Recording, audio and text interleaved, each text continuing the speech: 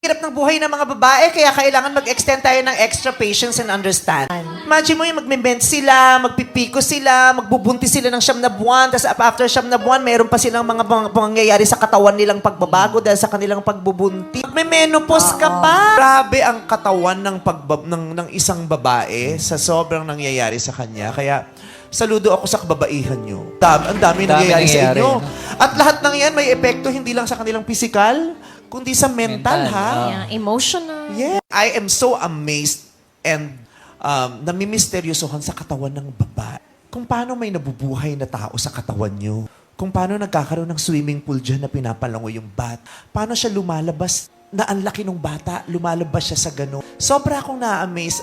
Ang wonderful, ang galing. Ang galing ng pagkakadesign ng Panginoon sa katawan ninyo. Napakarami niyang purpose. Your body is a gift.